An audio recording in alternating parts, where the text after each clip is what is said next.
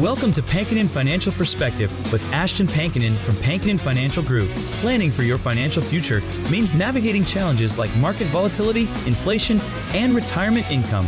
Pankinen Financial Perspective is here to help by addressing common financial concerns, sharing valuable strategies, and exploring ways you can work toward your financial goals. Now let's get started with Pankinen Financial Perspective. Hello and welcome to the Pankinen Financial Perspective. My name is Ashton Pankinen from Pankinen Financial Group. If you'd like more information about what you hear during our show today, give us a call at 952-873-2703 or visit us online at pankinenfinancial.com. That's PANKONIN financial.com. And while at my website, click on the radio page to check out past shows and to subscribe to our program on Apple Podcasts, Spotify, or Amazon Music. Also, while on my page, click the link at the top to get the latest retirement guide. You know, one of the biggest financial challenges out there isn't the stock market or inflation. It's something a lot closer to home, actually saving for retirement. A 2024 Go Banking Rates study shared in an Investopedia article titled 7 Steps to Create 10 Years from Retirement Plan found that nearly 3 in 10 workers haven't saved a dime for retirement, and almost 4 in 10 aren't currently contributing to any kind of retirement fund. Now, sure, some people might still have a pension to fall back on, but for most people, that safety net just doesn't exist anymore. And that leaves a lot of hardworking people in a tough spot when it's time to step away from that paycheck. But before we get started, let me bring in my co-host, Tony Shore, who swears he was 25 just 5 years ago and can't believe retirement is suddenly on the radar. No, I don't think. No, that's that's kind of true. Okay. That's kind of true. You kind of got me. Time flies by so fast. So when, Yes. I always used to hear that from my parents or grandparents. Oh, when you get older, the years just fly by. And we're like, oh, sure. Yeah. Whatever. Time is time. Time doesn't move that fast. But now time's flying faster than my vacation days. I'll tell you that. And Yeah. and what's funny about it is, Ashton, is that the years are longer, or the years are so much shorter. I mean, this year just flew by, but the days are longer. Yeah. Isn't that crazy? It's crazy. And I'm not as aged as you, Tony. Oh, like a fine wine, but I'm getting to realize it as well. And again, you hear it when you're younger and you don't believe it, and it's a true thing there. So time flies. Yeah, it really does. But I think it's good that we're having this conversation, because we all have to figure out how to make the most of the years we have left, right? Yeah. And the good news is it's not too late, but you've got to have a strategy that helps close any gaps, make smart use of what you've already built, and get across that finish line feeling confident about your income. Right. And that's the kind of help everyone can use. So where do we start with this, Ashton? Yeah. And again, we're going to go back to that Investopedia article I mentioned at the top of the show. It has more potential useful insights and data for us. So let's get right into it. The first thing is, remember this, 10 years is still enough time to make a real difference. It's never too late to start building a stronger financial foundation. So if you got a decade before retirement still, that's actually a pretty meaningful window. With a solid strategy and consistent effort, you can still make meaningful progress towards your goals.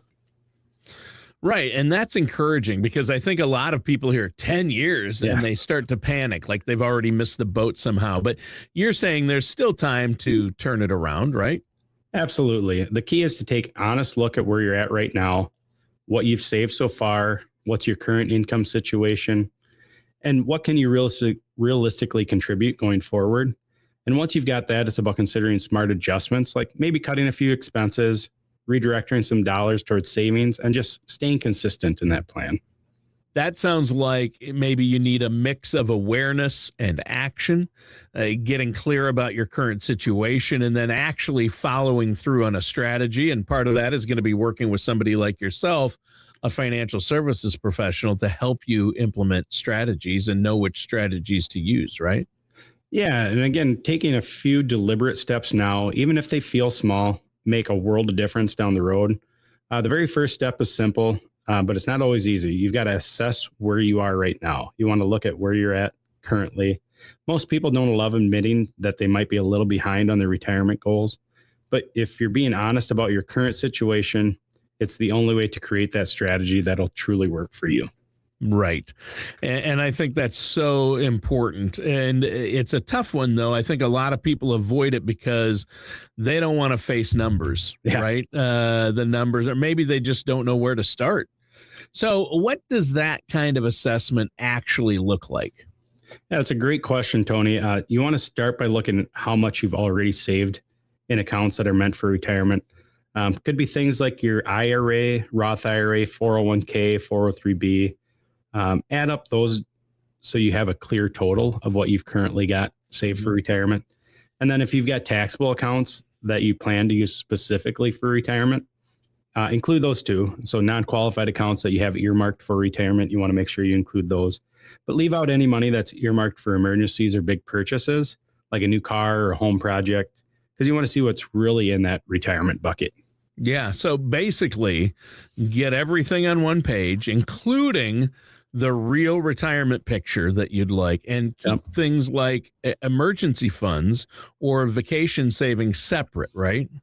Yeah, nicely put. And once you know where you stand, you can start identifying what needs to change. And that's where real progress starts to happen. Once you've figured out where you are right now, the next step is to identify where your income will actually come from in retirement. And so for many people, their retirement savings are often things like IRAs, 401ks, or other investment accounts that will provide the lion's share of the monthly income. But that's not the only place it's going to come from. Right. Even though those accounts might do the heavy lifting, a lot of people have other sources of income that they might even overlook. Is that right? Yeah. Social Security is a big one. Most workers qualify for benefits based on their earnings history, how long they've worked, and the age when they decide to start taking those benefits. And for some people, especially those who haven't been able to save much, Social Security might end up being their main source of retirement income. Again, I know we talk about a three-legged stool often on this show. So one of those being the retirement funds, the 401k, personal savings, those types of things, IRAs. Another one being that Social Security, and usually that's one of the largest legs of the stool. Yeah, and that's why I know Social Security is so important. And Ashton, you always say it's the foundation of retirement income planning. It's what you start with. It's a known quantity. And you have ways of helping your clients and people you meet with and our listeners out there maximize their Social Security. Everybody's situation is going to be different. You have to know when to file.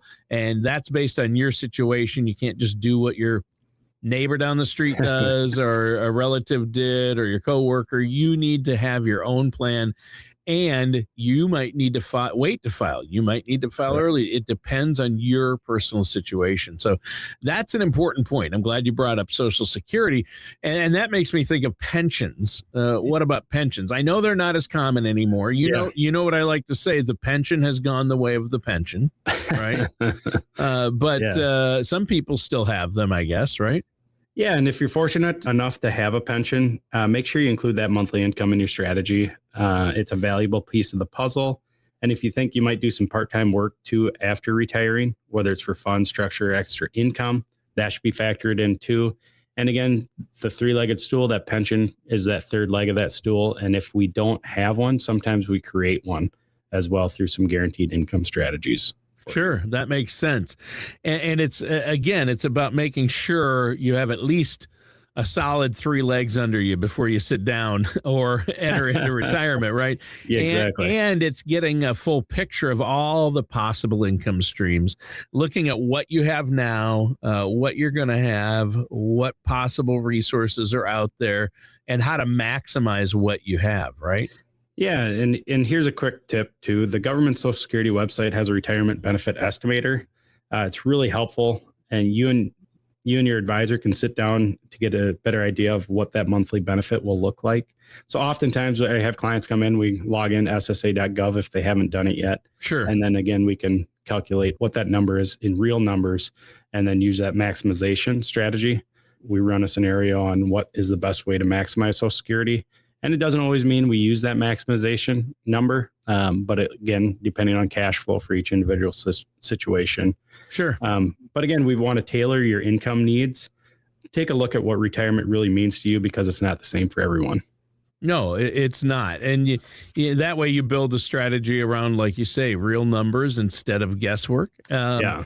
For some people, it's going to be about slowing down and simplifying. And I imagine for others, it's about finally having time to see the world, right? The retirement. Exactly. Yeah. Your goals shape your financial strategy. Someone who plans to downsize to a smaller home and live quiet, modest lifestyle is going to have very different needs from someone who wants to travel frequently and pick up a few big expensive hobbies. So that's why it's important to create a monthly budget that estimates your regular retirement expenses like housing, groceries, dining out, leisure activities. And then again, don't forget to include health related costs because those can add up quickly later in life, the older you get. But all of those things, people sometimes underestimate them. And then there's other things that are even more costly, like health insurance, prescriptions, doctor's visits, long-term care coverage. Healthcare can be really expensive, and you might need long-term care coverage, right? Yeah, precisely. Those costs can really climb. According to a 2024 Fidelity retiree healthcare cost estimate referenced in the article we were talking about here, a 65-year-old can expect to spend around $165,000 on healthcare expenses during retirement. And so it's worth strategizing for that now while you still have time to adjust and prepare. Yeah, that should be an eye opener or a wake up call for folks out there because that's for an individual. Yeah. And the typical a 65-year-old couple, I've read it'll be over $300,000 that they're going to spend out of pocket. That's out of pocket on healthcare expenses. That doesn't include what's covered by Medicare. So it is worth having a strategy, working with somebody like yourself. It is a big number, but it's a good perspective. It drives home how important it is to know what kind of retirement you want and what it'll take to support it. Because, the three biggies are going to be your mortgage or housing, if you have that. Yeah. It's going to be taxes and it's going to be healthcare, right? Those are three of the biggies. Yeah. And again, once you define your goals, the rest of the strategy building process has direction. So it's not just about saving. It's about saving for something specific. All right. Well, hey, before we keep going with today's conversation, Ashton, let our listeners out there know how they can schedule that complimentary consultation with you to either ask questions or maybe they need help building a financial strategy or a retirement income plan before they get there that's going to keep them on course so they can have their ideal retirement. How can they set that up? Yeah, the best way to get a hold of us is just give us a call at our office, 952-873-2703. Again, 952-873-2703. Or visit our website, pankoninfinancial.com. That's PANKONIN financial.com. And you can schedule a consultation. It only takes a few minutes, and we're happy to work around your schedule. But now let's get back to today's topic. Once you know what kind of retirement you want and what it might cost, the next big question is, when do you actually want to retire? So someone who's 10 years away from retirement could be as young as 45 if they've built up a solid foundation and are eager to step away from early, or they might be 65 or even 70, still catching up. Wow. So it really matters. It's time horizon. I hear you use the phrase, Ashton, time horizon. Yeah. And, you've got to, when do you actually want to retire? A lot of people ask, well, you tell me when I can retire. I bet, do you get that a lot? I get that. Yep. Yeah. And I wanted to retire yesterday. Yeah. Or they come in and say, hey, the end of this year, I want to retire. That was November. And so we've got a little over a month, lots of time to plan, right? No. You want to be proactive. And again, but what you talked about is a pretty big range. So age range and range on when people can retire. So I guess the big factor here is going to be how long do you need your savings to last once you stop working? Because as a good friend of mine once told me, you don't want your bank account to hit zero before your blood pressure does. Yeah, no, absolutely. For many people, retirement could last 30 years or more. Yeah. So retirement strategy isn't just about how much you'll spend. It's also about how long you'll need to cover those expenses. Mm. And again, we joke about this, spare parts are putting in people nowadays. You never know how long you're going to live, but Right. a retirement that lasts 3 or 4 decades looks very different from one that's only half that long. And so while retirement can sound appealing, the key is to finding a realistic target that balances what you've saved with how long those savings need to stretch. Yeah. Well, and stretching your savings, there's many ways to do this and get more money for retirement, but you truly do need to work with a trusted financial services professional. I can't stress that enough. I keep bringing it up because it is really, really important. So, I think basically it's less than about hitting a specific age and more about hitting that point where your money can actually support the lifestyle you want, right? Yeah, that's right. The best way is to set a target retirement date is to ask, when will I have enough to live comfortably without running out of money? And when you're making those estimates, it's always smart to be conservative on those numbers and assume you're going to live longer, spend a little more, and earn a little less than the best case scenario. That's great advice, Ashton. And I know part of that equation is cleaning up any debt before you get to retirement, especially high interest debt, correct? Yeah, absolutely. Eliminating debt, especially the credit cards and other high interest balances, is crucial. The less you owe heading into retirement, the more flexible and financial peace of mind you'll have once you get there. So again, once you've pulled together all your numbers, what income do you expect and what you plan to spend, it's time to face the most important question of all. Do I have enough? Yeah. And that's the moment of truth, isn't it? And that's a question you get a lot from people who come in when they first come in to see you. You need to finally see if what you've built will cover the retirement you want. And the best way to make sure of that, again, is have a written plan and strategies, work with somebody like yourself to make sure you can have peace of mind about that. Yeah, and you nailed it, Tony. If your assets already meet or exceed what you'll need, great. Stay consistent with your plan. Keep contributing on a regular basis and stick with that strategy. But if you find there's a gap between what you have and what you'll need, that's when it's time to really take action.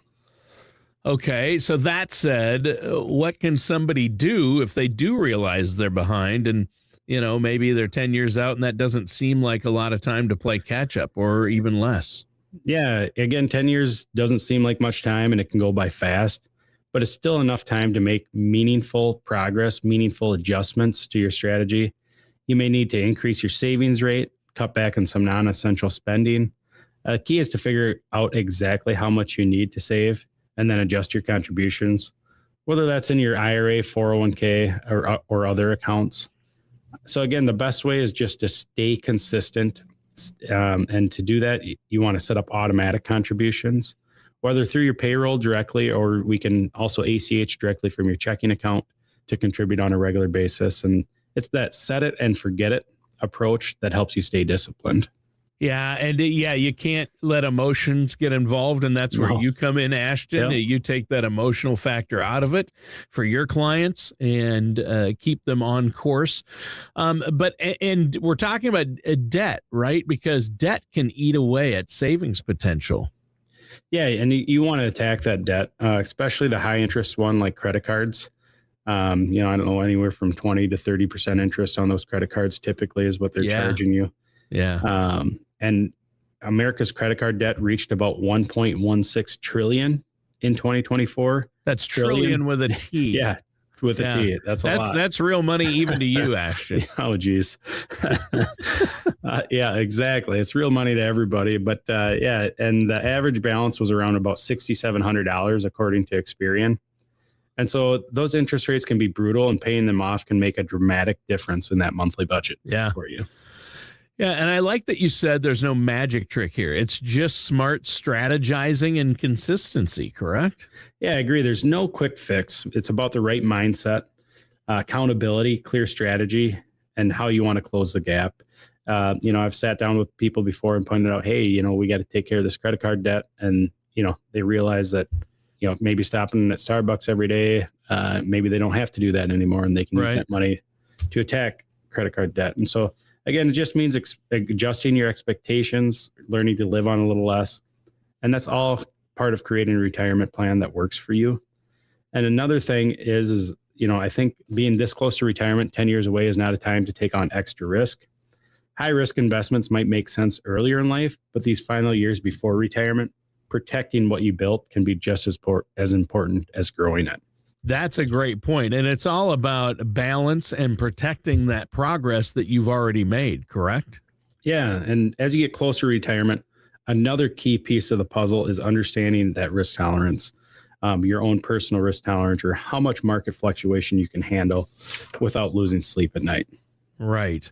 And you have a tool that people can use to determine what their personal risk tolerance is and can go over the results of that to help them with this, right? I mean, because that's a biggie. I know when people are younger, they can potentially afford to take on more risk because they have more time to recover from market dips. But that does change the closer you get to retirement. And then you also need to know not only your time horizon, but, what's your personal risk tolerance, right? Yeah, that's right. Your risk tolerance can naturally shift with age. As you approach retirement, you may want to consider making your portfolio a little more conservative, especially if your priority is preserving what you've worked hard to build.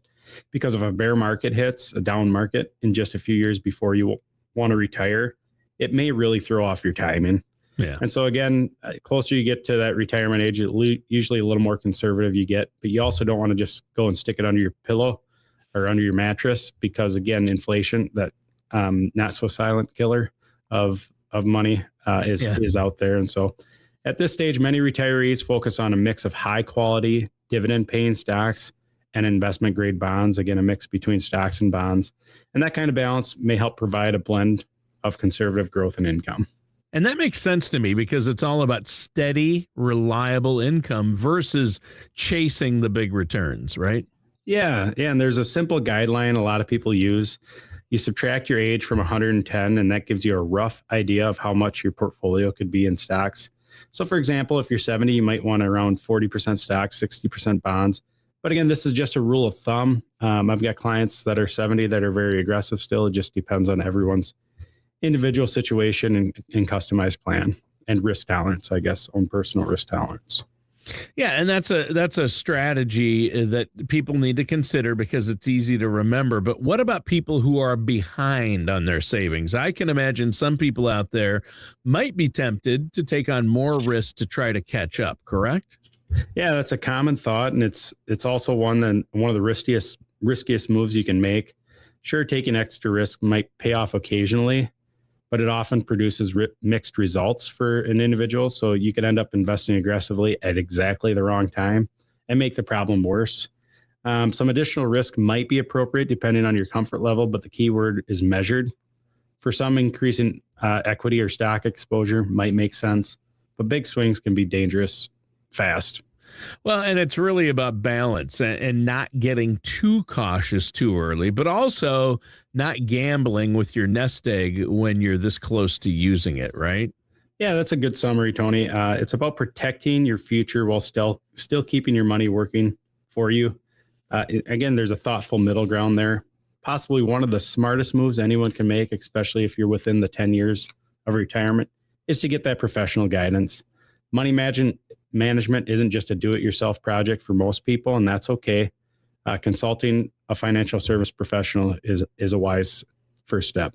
Yeah, that's huge. And that needs to be the first step at this point, because even people who are pretty good with money can miss things when it comes to all the moving parts and changes, investments, taxes, enhanced planning, healthcare planning and costs. There's a lot to this, right?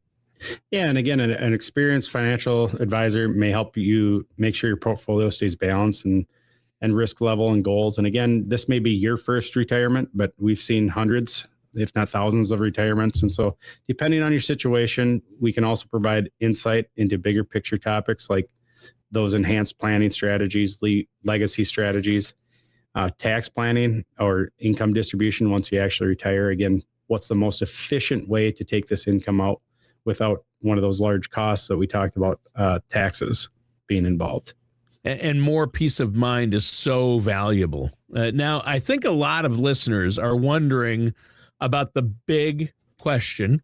How much money do I actually need to retire? And Ashton, I see this all over. There's articles. You need X amount to retire. Yeah. You always see that. But what's the truth here? That is the $1 million question. Literally $1 million for some people. Yeah, that's literally the $1 million question.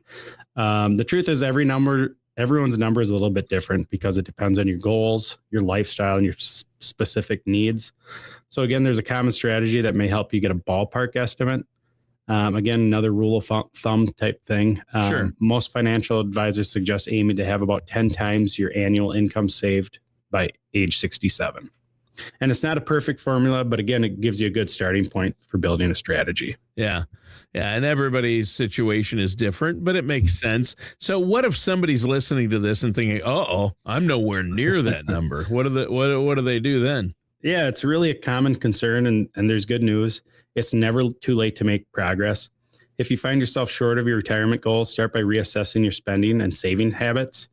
And again, maximizing contributions to take advantage of accounts like a 401k and IRAs can be powerful tools. And if you're already retired or close to it, consider lifestyle adjustments, downsizing, maybe moving to an area that's lower cost, or just working part-time for a few more years to boost your income and stretch those savings. Yeah, and it's good to know all those options are out there. It's not, a dire situation. There are options, but it is about staying proactive and finding ways to adapt instead of giving up on your goal, correct?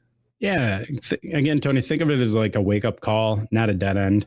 So if you're in your mid-50s, early 60s, and those are often your highest earning years, the kids may be growing out of the house, mortgage might be smaller, which means you can now be in the window to really catch up on some contributions. And so tighten your belt a little bit now can make a huge difference later. It's much better to make adjustments in your 50s than be forced to make adjustments in your 80s when your options are limited.